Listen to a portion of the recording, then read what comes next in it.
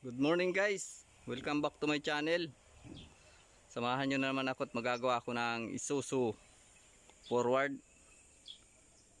Magbababa ako ng differential. Bago ko simulan ang aking pagbaba, mega love shoutout muna sa lahat ng sumusuporta sa aking channel at sa aking mga ka-team dyan, Team Tralala. Mega love shoutout guys. At yung mga bago sa aking channel, yan, please like and share at paki-subscribe na din para updated kayo sa mga susunod na video. Ito guys, bago natin simulan, una natin gagawin ay tanggalin muna natin ang rear axle kaliwa.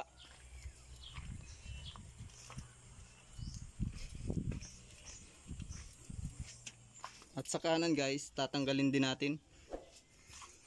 Hindi naman natin totally aalisin. Lalabas lang natin ang konti. Ayan. Ito, may 10-wheeler pa dito.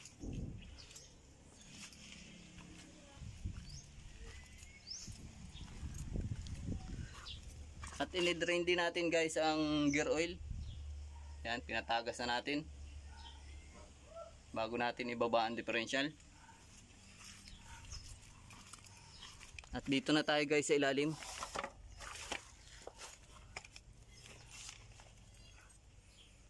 Ayan guys, tinanggalan natin ang propeller, pati yung bracket dito. Salo sa propeller, tinanggalan din natin. Ayan yung bracket.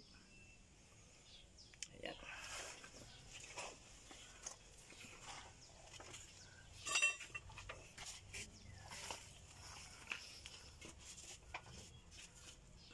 Ayan, dito na tayo guys sa ilalim. Tinanggal ko na ang bolt nyan paikot sa differential.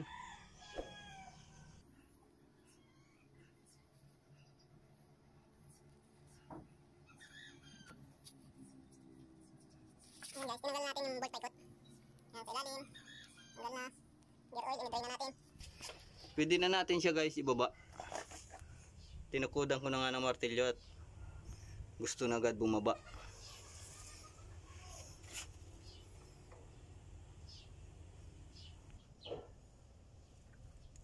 Ayan na guys, pwede na natin ibaba.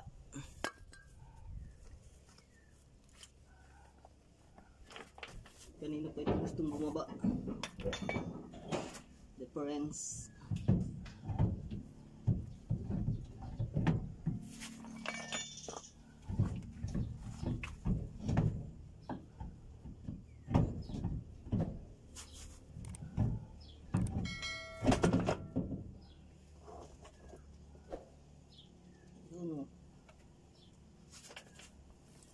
Tanggal ng mga bolt. Kita na agad.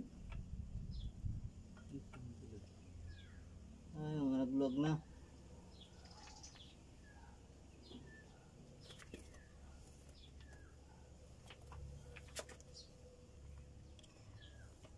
Ito guys, tingnan pa natin sa loob.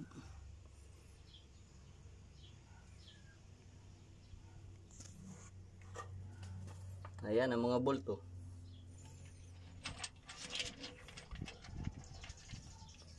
Umakalantog na daw yan. Tapos lumaki na ang play ng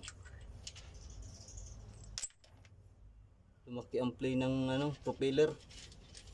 Ay, ito na ang resulta ng lagas ng mga bolt. Yeah. Dami guys.